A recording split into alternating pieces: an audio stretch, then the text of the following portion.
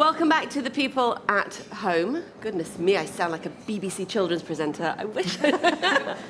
What you don't know, I'm blessing you that you have sunshine where you are as well, except Alfred in Australia. Right now we are sitting in this gorgeous venue and we've opened up the roof because the sun is shining. It's come out for this lovely conversation. There's a beautiful breeze. And this is probably our most informal part of a very, very friendly event. And what we wanted to do here was do some questions and answers with Alison. It's like calling a teacher by their first name. And I feel like when we talk, we sort of have this, tutoring is always curly, isn't it? We were talking yesterday about how we're teachers that left the classroom because we didn't find our space there. And so we took our commitment to changing lives through education and we found a way to deliver it differently. And so I like to say that tutors are all a bunch of rebels and nerds. Yes. Right? So that's who you're talking to here. So we take our very sensible intentions and we hold them lightly. And we look for lots of good ideas and good solutions to the same problem. Mm-hmm. So I think I'd like to start with a question. Do we have a collection of questions, Andrea from online and Odette from in the room? Yeah, they're just going to come. Awesome. So I'll take the opportunity to ask the first question, but if you guys please will use the opportunity to prepare juicy ones like Charlotte did before. That was an awesome one. We were chomping at the bit to answer that. That was great. So I wanted to talk to you about collaboration and collegiality. So in Qualified Tutor, we are obsessed with raising standards in tutoring. Together. Why together? Because nobody can solve it by ourselves and because more shoulders to the wheel take us further faster. And because we want to raise a tide that ripples out into communities. So, are you kidding me? Shall we wait? Are we over a flight path? Yes. So, short, open questions, not long, complex ones. All I want to understand from you is what does working together in education look like? So I think the idea that you work on your own in an individual classroom is wrong from the start because you're not on your own. You're with 30 youngsters and maybe with a teaching assistant. So I think the whole job is collegiate, if you see it that way. Yeah. So, and the more that we can learn from each other and work together, the better the job is. So there's a space for the kind of individual response, but there's also a space to build on each other's ideas. So if I recall sitting with a colleague after school one day, and we were planning a summer event at the end of term. And we had this idea, bizarrely, to have an outdoor circus. So we had this idea that we were going to have this outdoor circus on the field, and that we wanted to have all kinds of acts for the outdoor circus. And so we started sort of saying things like, well, we could have a trapeze where they weren't actually walking on a trapeze, but they were behaving like they were walking on a trapeze. And then we started talking about a synchronized swimming activity without a swimming pool. And it just got hysterically funny. But the result of this was that more and more people got involved with all their ideas, and the children got involved. And then the event was just ridiculously, crazily bizarre, but also brilliant fun. And there's no way that event would have if it was just me, I wouldn't have been planning a circus on my own. I mean, how can you do that? So it's just that idea of we build on each other, we make things better, that feels really right to me. A circus is a good image for that. LTF5. LTF5, we're doing it in a tent? It sounds great. I'm fine with that, as long as there's bathrooms. So I think what you're pointing to there is how we build on each other's ideas. And the way that you're really cautious to cite the researchers and the sources for ideas and bringing those ideas from outside education as well as inside education. And I think that's really interesting. Do we have a question? Or I will take my advantage. Go ahead. Andrea, go ahead. I wrote this down earlier. Dame Alison, I was going to ask, how do you see tuition working with a profession struggling with recruitment and retention, and how do you think the Chartered College of Teaching can address that? And look at how tuition and recruitment can work together. Well, you've got a group of people who've chosen to work as tutors, and then you've got another group of people who hopefully are keen on working in the classroom. I think they're parallel and complementary ways of working with children. If you're implying, is there a sort of sense of inequity because we've got some people who are tutoring a small group and others who aren't running the whole class because there isn't a teacher? I don't see that. I think it's parallel twin ways of working to help the children. I think it's putting the children first that matters most. Yeah, that's kind of what I was thinking. Is there a way that those what seem like separate spheres can become more parallel? And if you had any thoughts on that and how we can make that trajectory, as you said, more seamless between schools and tutors, where there seems to be a lot of people wanting to go into tutoring, and it's a growing area, as Richard from Prof said, that it's the third most competitive area. Yet teaching obviously is struggling to recruit, and whether you see a way through to fuse those two different areas. I think there's more that we could do. So I think quite often teachers don't understand the work of tutors. They don't necessarily, they might be a bit pejorative about the role of tutors and think, well, they should leave it to us. I don't know. So the more that we can build mutual understanding and cooperation and learning from each other, the better, it seems to me.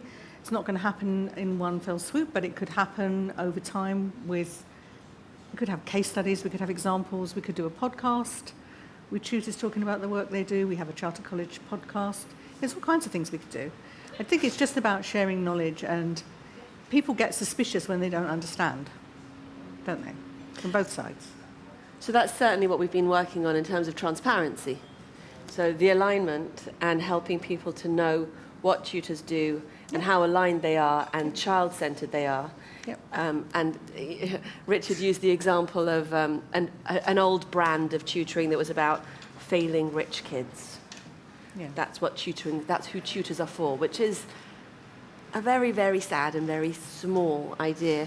And nowadays we're talking about a very big reach that's very closely aligned with teaching. I wonder whether it's almost like we're already down that path, and the job right now, it definitely feels like that this year, the job right now is to recognise and celebrate how far we've come. Because... Yeah, and there's always more that we can do, and there's further we can go, but being on the journey is the most important thing. I think it's the best bet. Yes, Daniel?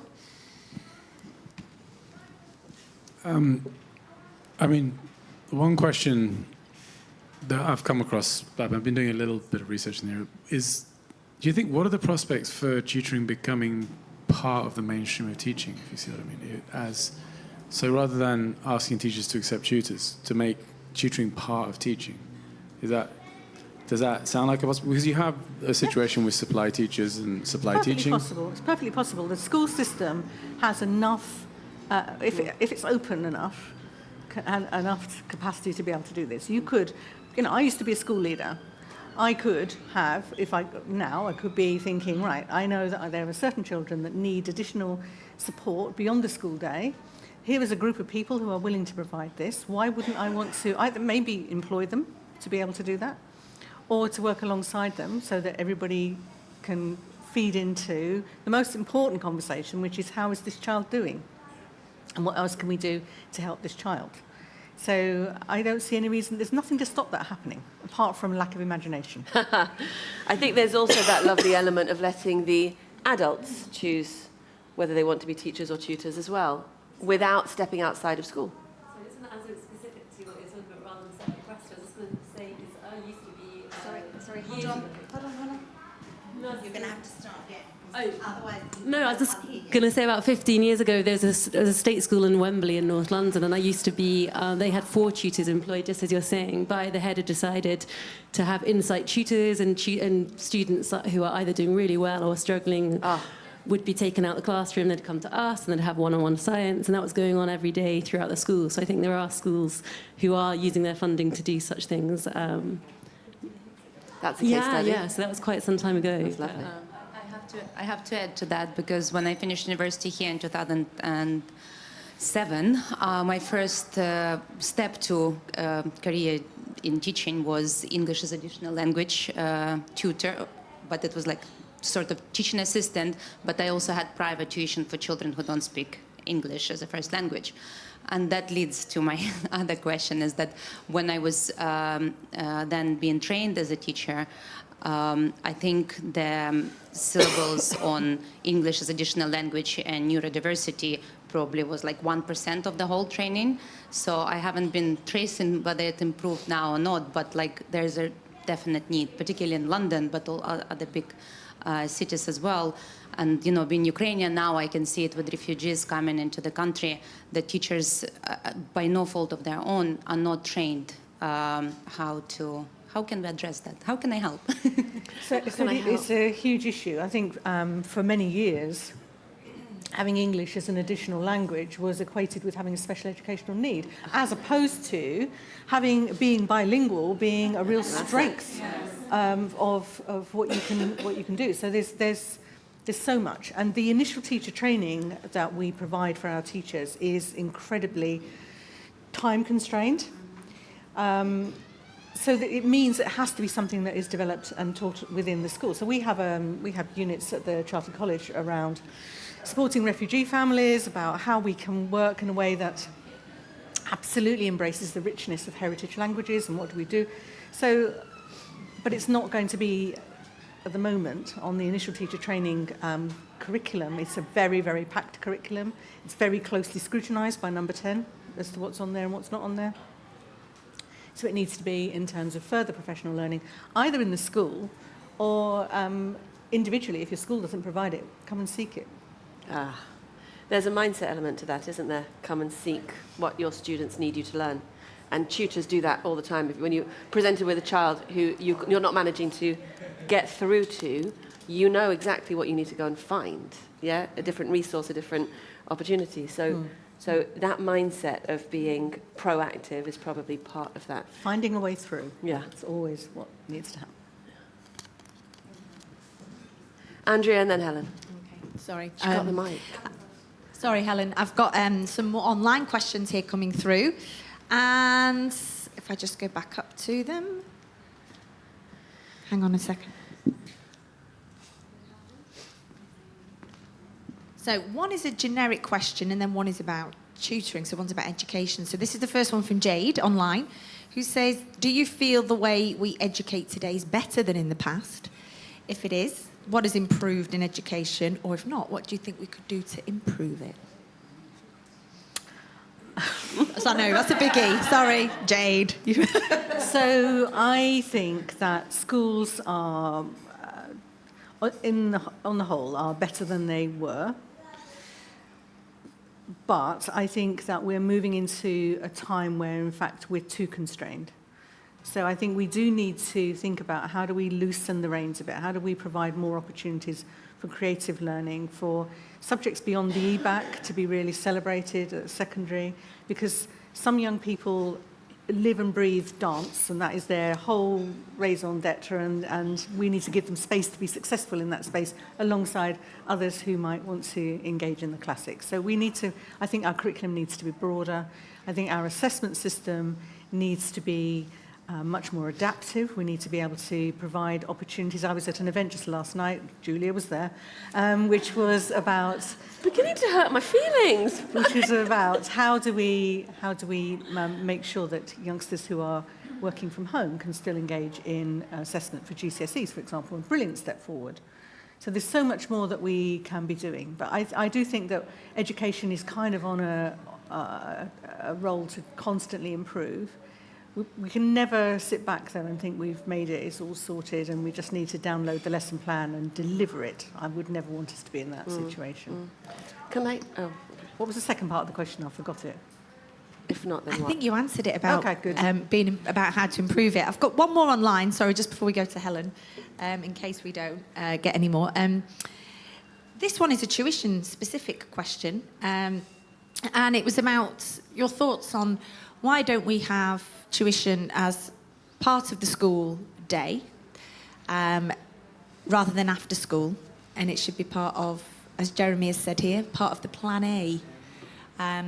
Obviously, I know that it exists as part of the NTP in some way, but obviously around that as something with more longevity, perhaps. Do you see that as being something that could work?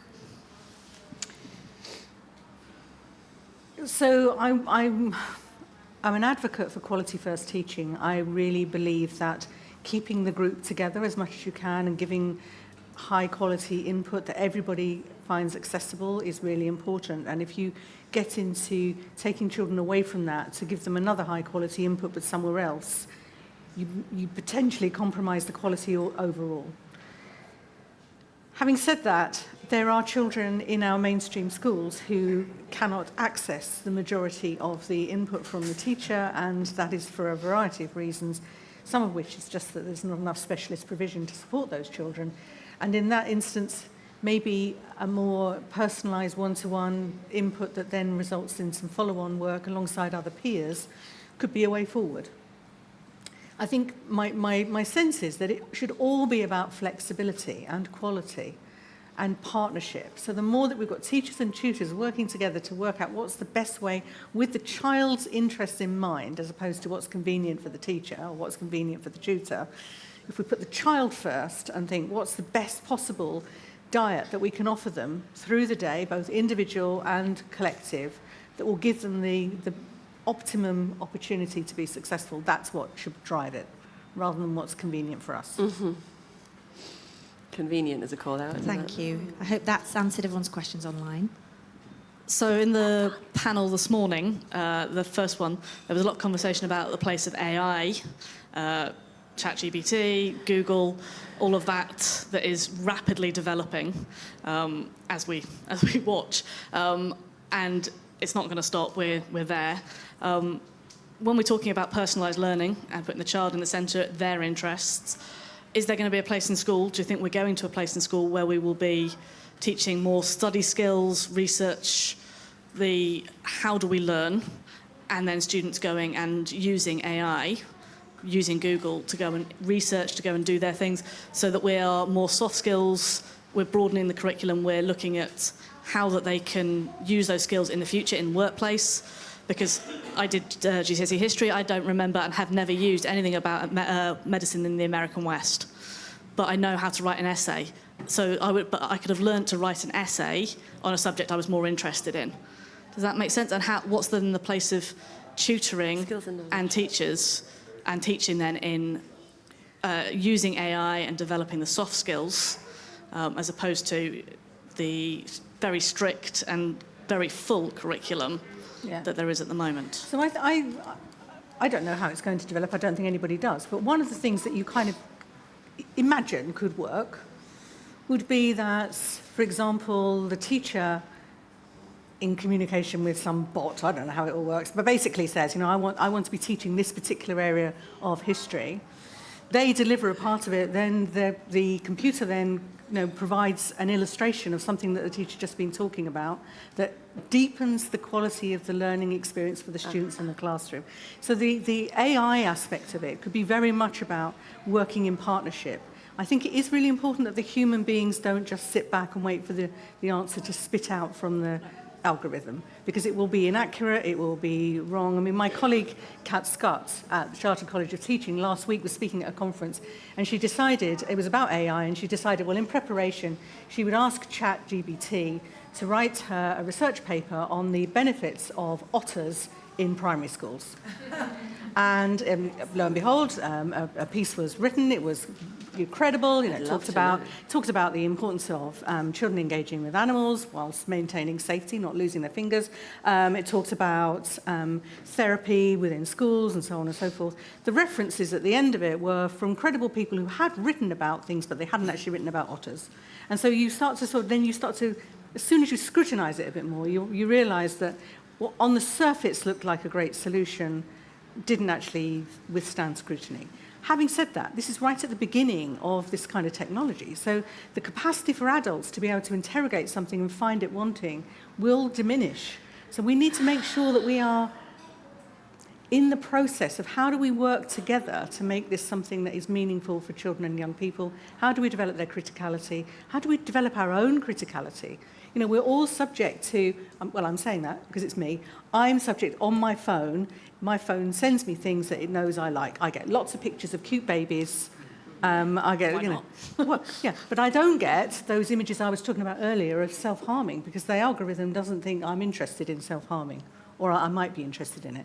So that's quite sinister, actually, you know, if we let ourselves think about it. So there's a lot we need to engage with, and fast. So that's what I'm thinking when I mean the soft skills, that when they could go and research something, but then we as the teachers and the tutors are teaching then how to, well, where's your source for that? Is it a sensible source? So we're teaching the critical thought, that side of things, rather than the actual facts of the case, because the facts are out there on Google. Yeah, so I was it's- at Apple just before the pandemic. I spent a week in Cupertino at their secret. Can you take me next time? And I thought before I went, this is going to be like a sales pitch. I thought they were going to be throwing iPads at us and telling us to buy hundreds of them. And they didn't mention technology at all. What they were interested in was how can we help educators to see that the huge tsunami of the impact of AI is going to swamp us if we don't have children who are capable of critically engaging, who can look at learning and understand it, who can look at news and go, does that make sense? Does that feel right? But we need to educate our workforce as well. So it's a big challenge. I think it's the right way to go. Helen, that word that you use, sensible. Doesn't usually come out in my vocabulary. I was at the GP recently, and I heard them use the word sensible 3 times. There is something inherent in us sort of calling back to what's sensible alongside all this clever. There's a lot of clever happening at the moment, and to be able to keep ahead of it, there's going to need to be some balance that's coming from our own wisdom. I also have a question. Go ahead, Melly, go ahead. Thank you. Again, it's not really a breakaway or an extra question, but you've pretty much answered it in your last comment. It's about empowering us educators with those tools as well, and actually remembering and keeping, as Kirsten always says, the child at the very heart and centre. These children, a lot of them, already know how to use these tools, and they might be misusing them unknowingly. Their parents perhaps have no idea which tools they're actually using and which information that is completely inappropriate for them to see they're coming across. And that's really hard as parents and as educators to navigate.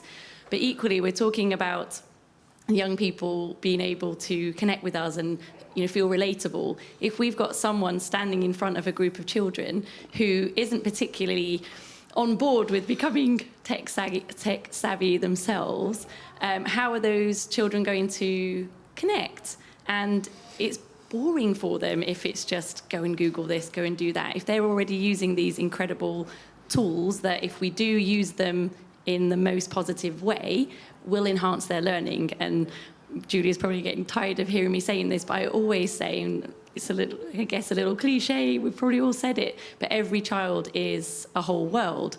And like you said, with whether it be dance, in my case, it's languages. I'm a linguist at heart. We need to be given those opportunities to develop our interests. And as you said, why you had to learn your essay skills, but writing about something that, frankly, you probably didn't find interesting.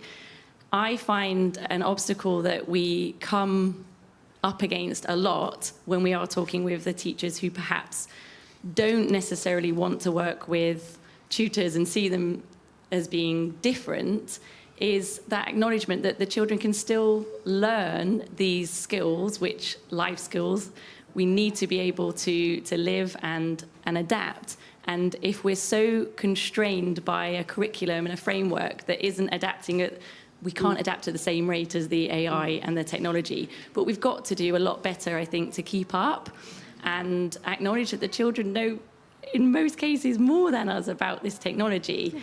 So again, it's not really a question, but I'm just feel really happy to hear that, well, the your institution, for example, is moving forward in that way and actually promoting the positivity around allowing learners to develop their interests and personalised learning, and that it's not wrong and it's not against schools. No, and I think one of the things that will need to shift is the high-stakes nature of many assessments. Because if you are engaging in a high-stakes assessment, there's everything in your incentive to put in that list of references and things that you haven't actually read, and your teacher might not have read either. You know, so it's much. I think if we want to have honest dialogue with our children about what they want to find out and the veracity of the information they're engaging with, we need to be much less about high-stakes assessment and much more about kind of long-term building a profile of knowledge and development that will set us up for life. We need to be much less worried about, you know, I think accreditation as it currently is, qualifications as they currently are. We need to think differently about how do we really build learning.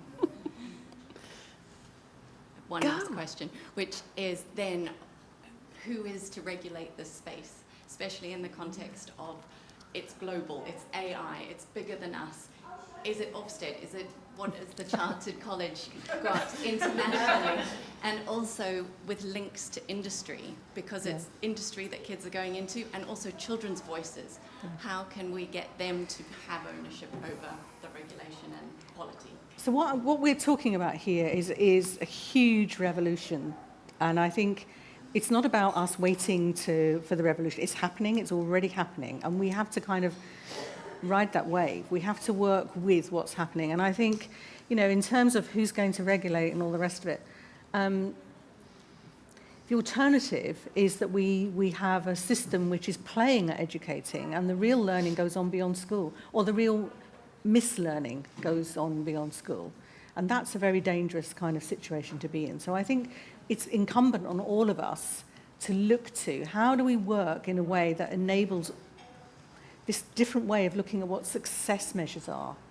You know, how can we judge whether or not a child has been given the best possible input throughout their for early years and their first years as teenagers, young people before they begin work? Well, I think we could look at them in terms of a profile of achievement and attainment. We could look at the skills that they have, the capacity they have to be kind. Are they able to work within a team? Are they able to think really hard? Are they able to engage in a kind of assessment that constantly builds and builds and builds until they get to the point where their eyes are watering and they can't do any more, so that we can really see what they're capable of? At the moment, we don't have those measures. We measure the wrong things. We stick them all in an exam hall and we expect them all to behave as if they're the same, and children aren't all the same. But that's a huge revolution in terms of schools and teachers and everything else. And while we've got teachers who are underpaid and under-resourced and, frankly, at the end of their tether, the idea that we're going to say to them, oh, by the way, can we just completely throw away the curriculum, throw away assessment, because we have to, because we've got AI coming and we need to work with it, it's enough to lose the whole teaching profession in one fell swoop. So I never said that. Anybody who's listening online, I never said that we need to do this. But I do think, in all seriousness, change has to happen and we've got to work with it. Gosh, that was really exciting. No, we're finished. We need to finish. That was a real no. Sorry. Will you email it, Kathleen? Will you email it or put it in the community and we'll follow up? Okay, fantastic. 2 o'clock back. 2 o'clock back? Thank you. No, but really, joking aside, Dame Alison has taken her time out of her mad schedule this week. This week was a mad week, and next week is as well, to be here with us, and that means the world. And it really answers all the questions, because the more we show up and lean in together, the more we are the change. So I'm happy for the kids, because we're here, and that's awesome. Thank you. Thank you very much. Can we just also add that Qualified Tutor and the Chartered College are working really closely together. Kat and I speak regularly about a firm partnership of what tutoring looks like inside the Chartered College, and we're working through what that partnership, that membership looks like. The first step is we have membership available at a discounted rate as a QT member. That's the first step in. And then after that, it's much more events, they definitely want to do with us because we do it well. And also in regards to the learning that's available, we don't need to recreate the wheel. If the resources are there, let's use them. Let's collaborate together. So, Alison, thank you very much, and your team are awesome. We love working with them. Thank you. Thank you. Thank you.